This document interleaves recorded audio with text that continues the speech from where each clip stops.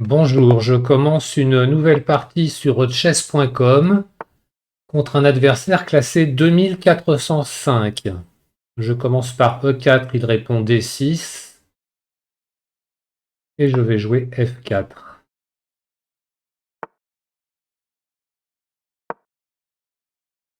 Donc G6, cavalier F3, ou G7, cavalier C3. Pour l'instant, il la joue comme une pire, j'ai l'impression. Et je joue fou C4. Il a joué le petit roc, je vais pas roquer tout de suite. Je vais essayer d'attendre le plus longtemps possible, mais il veut jouer B5 pour prendre de l'espace à l'aile dame. Va falloir que, de toute façon, que j'affaiblisse mon aile dame si je veux pas le laisser faire. Alors, D5. J'ai pas 50 possibilités. Soit je prends D5, mais je vais l'aider à développer son cavalier. Soit je joue fou B3, mais il risque de me déroquer.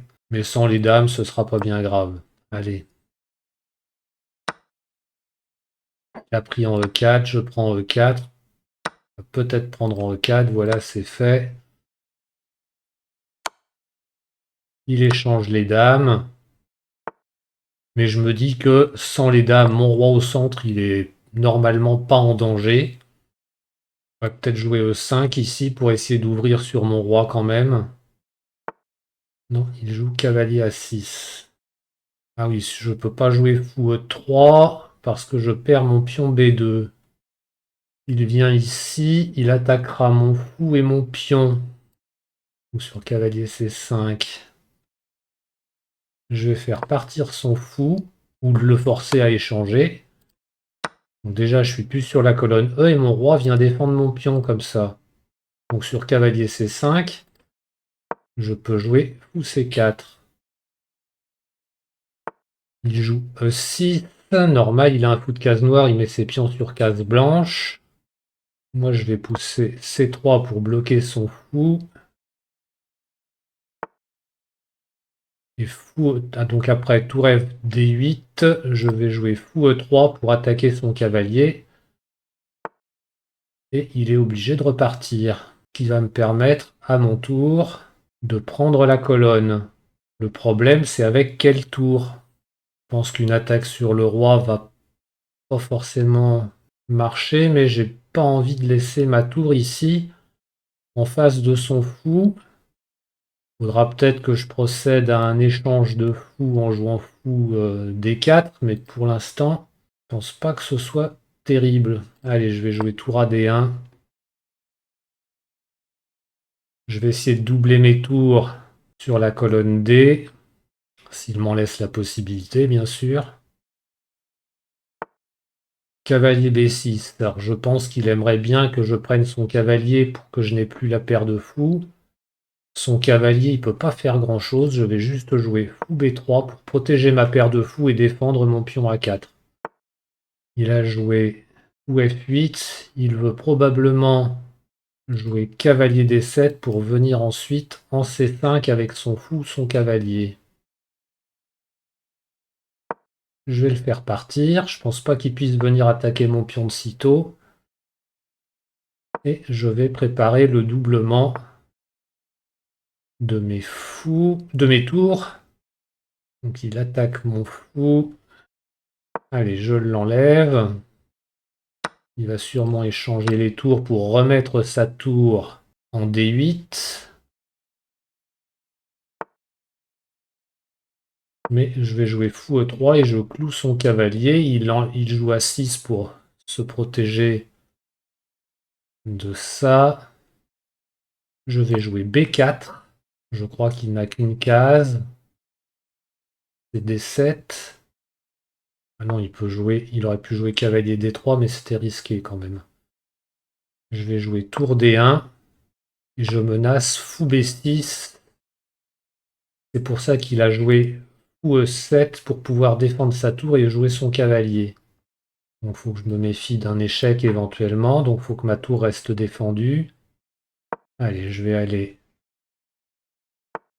avancer vers son roi. Je ne sais pas trop ce qu'il faut faire ici. C'est compliqué, pour moi en tout cas. Il faut que je me méfie d'un coup comme C5. Allez, je vais jouer E5 et mon idée, c'est de venir avec mon fou en E4 en faisant attention que ma tour soit défendue pour faire pression sur ses pions. Et je vais jouer tour D2 pour pouvoir jouer mon fou. F6, il joue très très vite. Bon, bah alors je vais jouer roi E4 pour protéger mon pion. J'ai plus que 3 minutes 28, il a 6 minutes 40. Il joue 2 fois plus vite que moi à peu près. Il a pris en E5, je prends en E5. Et maintenant, je vais essayer de faire une pression sur son pion aussi. Il a joué G5. Allez, je joue fou B3 pour attaquer son pion E6. Il joue cavalier F8. Et la question maintenant, c'est qu'est-ce que je fais? Est-ce que j'échange les tours? Allez, j'échange les tours. Je ne sais pas si c'est une bonne chose. Il faut que j'arrive à le verrouiller, mais comment, je ne sais pas. Je vais jouer fou D2 pour défendre ma chaîne de pions. Je vais essayer d'avancer mes pions. Là, il va pouvoir jouer son cavalier. Allez, je joue roi D4. Puisque de toute façon, maintenant, il défend son pion E6. Je vais essayer de m'en prendre au pion H7.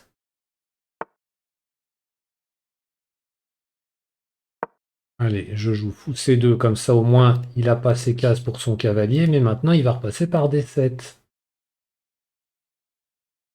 Allez, je tente H4. Alors, je joue H5. Essayer de lui limiter son nombre de cases le plus possible.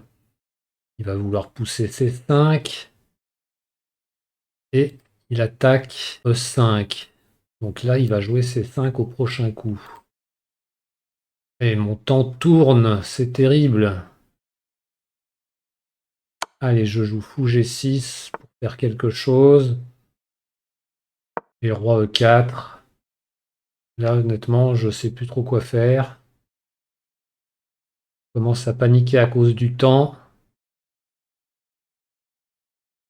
Je vais le laisser venir. Oh, et puis je suis en train de voir le plan cavalier B8, cavalier C6.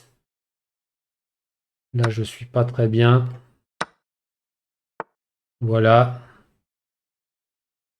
Donc je vais jouer en roi E3 pour essayer de me venger sur le pion B7. Une minute. Il va falloir jouer très vite en plus, sans faire d'erreur, dans une finale difficile. Je pense que je vais essayer d'annuler, hein. Si j'arrive à prendre son cavalier avec mon fou de case blanche, je pense que la partie sera nulle.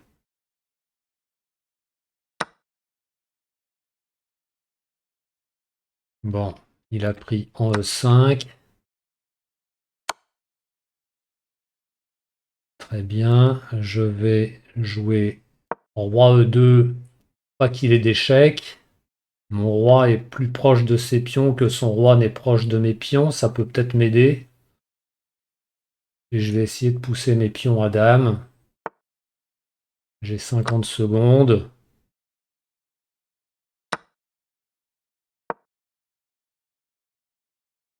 J'attaque son pion E6 en sachant qu'il a une fourchette en F4.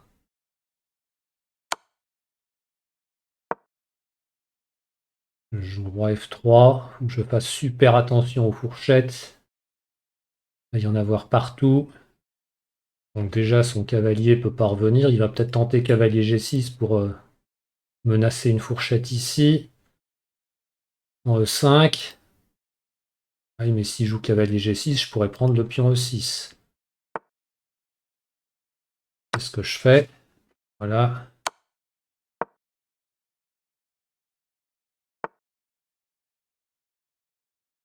Alors, il attaque mon pion. Allez, je pousse. Je pense pas qu'il puisse prendre mon pion. Et moi, je vais pousser B5 s'il prend pas. 36 secondes contre 1 minute 36. Je pense que la position, elle est gagnante pour les blancs. Maintenant, il y a le problème du temps. En plein stress à cause du temps.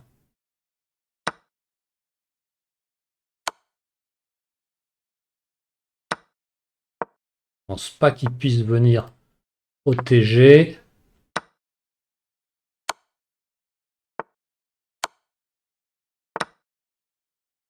Faut que je joue à toute vitesse. Mais je pense que ça va être bon. Voilà. Donc j'ai gagné par échec et mat. Partie difficile, mais intéressante, je trouve. J'ai pas l'impression d'avoir fait beaucoup d'erreurs, ni lui non plus. On va regarder ça à l'analyse. Si la partie vous a plu, vous pouvez vous abonner, me mettre des pouces pour m'encourager. Je vous remercie pour votre écoute. À bientôt. Au revoir.